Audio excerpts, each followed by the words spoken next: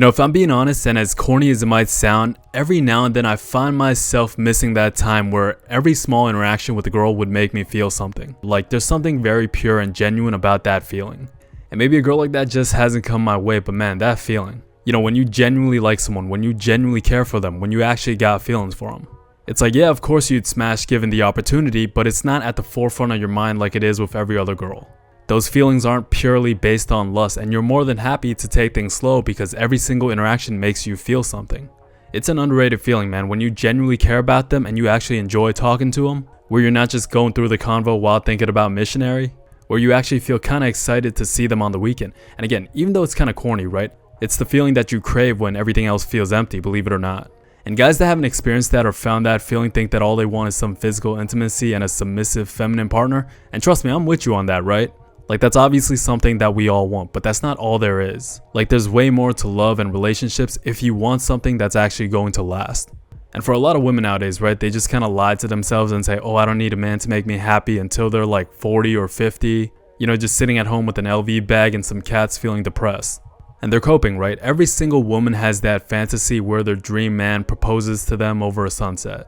It's something that they all fantasize about at least a few times in their life. I mean, that's why trash reality dating shows like Love Island is so popular, not just in the West, but worldwide. That's why women love dramas and rom-coms and romance novels, etc.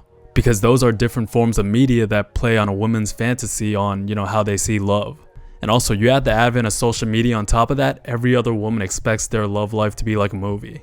And actually, I was on a date with this girl one time, and we were talking about previous dates that we went on. And I asked her when was the last time that she went on a date. And she said to me about a month ago, but ended up ghosting the guy after the first date. And to be honest, I thought she was gonna say something along the lines of, oh, he was kind of weird, he gave me red flags, I got the ick, he was boring, etc. But she said to me, he was actually very nice, the date went well, he was attractive, we got lunch, went hiking, and had good conversations. And in my head, I was like, so what was the problem? And she said to me verbatim, I just didn't feel the spark. Which on one hand, it's fair, right? If you don't feel attracted or connected to someone on a deeper level, it is what it is. But at the same time, it's like, I also can't help but wonder how much of that has to do with the way your perception of love, dating, relationships has been curated through social media, rom-coms, dating shows, reality shows, your friend circle, feminism, etc. Like almost as if you expect it to be perfect right off rip and for him to make you feel like you're on a magic carpet ride on the first date. Just to make you think that there's a remote chance that he's the one. Like women will tell you all the time that they want the slow burn, but for modern dating that definitely does not seem to be the case. Especially when you realize how fast they can go from guy to guy and ghost guys left, right, and center. And a part of it has to do with the fact that we live in an instant gratification era, right? Like there's an expectation of love to make it feel like, it's filled with all this dopamine and serotonin, like you're always supposed to feel a high. And the funniest part about this is that they can do this in their 20s because most guys go for younger women. But when they start getting a bit older, that's when they want to double back for that guy that they passed over when they were 20. Like it was so crazy to me because she was like, he was attractive, he was a good conversationalist, like he had no red flags, but you passed him over because you didn't feel a spark. And I'm not her, so I can't speak on it, but it's like, I'm sure there was a good amount of Instagram and TikTok and Love Island that's been in her brain and affected her perception on love, dating, relationships. And then a lot of them complain about how there's no real men left when they're finally ready to find that slow and steady love. And by the way, that fast-paced love is not real. If we're being 100% honest, relationships built on that lust and desire almost never last.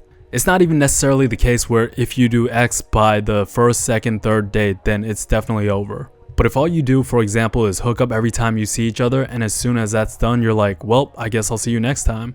Like it always has to be this fast-paced, intense, passionate spark. That situation, which by the way is extremely common nowadays, is 100% going to fail. Like the idea of situationships was not a thing 5-10 years ago. From a guy's perspective, it's really just an excuse to make her think there's something while you keep on smashing. And as a guy, you probably know this, if there's a girl that you actually like, that you actually want to take serious, you are going to want to make her yours. Like ladies, if you gotta ask the guy what you guys are, the answer lies in the question itself. And in terms of that fast-paced, intense, passionate spark, it's like, you have to think, where do you go from there? What are you guys building on? Because if that relationship is just predicated on that physical attraction, that physical aspect, that passionate spark, those fireworks are going to die down no matter how amazing that person makes you feel. That's gonna get boring real quick, especially if you're a dude that's been in the field. You probably know this already. You become numb to it and you stay in the field because you're searching for a feeling that you don't quite understand what it is. The difference between intimacy and lust is that intimacy is measured by how much you actually like that person, how strong your feelings are. And again, any guy who's been through the game is gonna tell you which one's better. As a matter of fact, holding hands can feel more intimate than sex depending on how strong your feelings are towards that person. And I can definitely say that for sure because there's been girls where afterwards, like the next 30 minutes, I'm just thinking about how to get them to leave, while also trying to, not make them feel bad or be an asshole about it. And there's also been a girl where holding hands felt 100 times better than that feeling. And it's a feeling where you genuinely look at that person as the most beautiful person in the world. And because you're with that person that makes you feel that way, the progression every step of the way is that much more impactful. I'm telling you, bro, like as guys, we think that all we want is to smash and like that's the only thing on our mind. But when you find someone that makes you slow down, you're gonna realize what I'm talking about. And it feels way better because it's real. And this is actually something that very few guys in the red pill space can actually speak on. Like when I hear some of these guys talk, obviously there's a certain level of objective truth when it comes to feminism and hypergamy and how social media killed dating. Certain things that average guys need to do to navigate love, dating, and relationships. From a logical point of view, that position is 100% applicable to modern dating. But it's also extremely obvious as to whether or not they've ever found real love. So I like being able to speak on both sides from an objective point of view. The reality is that most guys are never going to experience or even have a remote idea as to what I'm talking about or describing.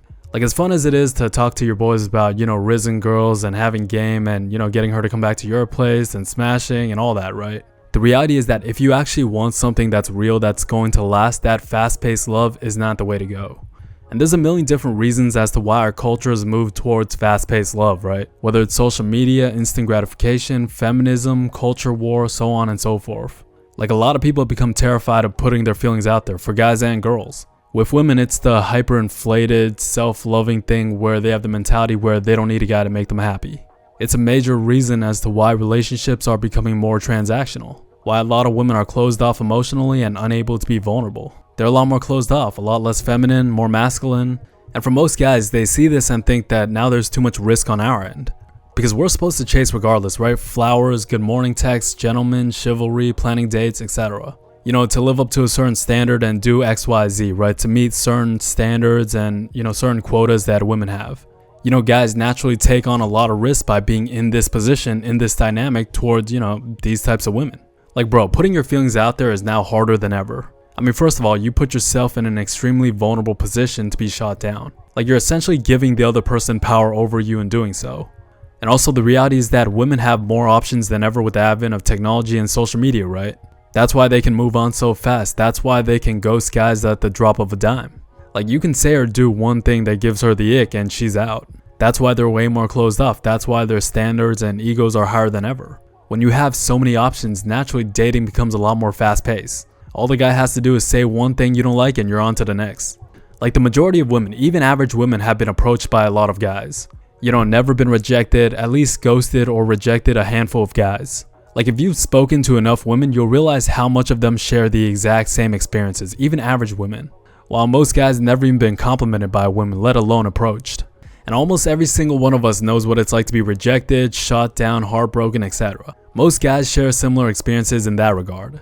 So in the generation of fast-paced love, right, most guys take all the risk by putting your feelings out there. So then naturally what happens is that guys are becoming a lot more closed off as well. Most guys have the mentality of forget about putting my feelings out there, I'm just going to be a lot more cold in the game as well. I've said it before, but men and women are reflections upon each other in society. When one gender moves in one direction, so does the other. And this is not a men versus women thing, but women say all the time chivalry is dead, and this is why. The funny part is that even though people are more emotionally closed off than ever, the same does not go for the physical aspect, but that's a whole nother topic. Anyways, hopefully you guys got something from that. Oh yeah, one more thing, I finally made the Instagram, so you guys don't have to email me anymore. I know some of you guys email me about your problems and I haven't been able to get to every single one of them, so I apologize. But feel free to message, ask questions, reach out, or if you want to talk in general, I'll probably respond. Anyways, thank you for listening. Love you, appreciate you. That said, make sure you guys stay true. Talk to you guys real soon. Peace.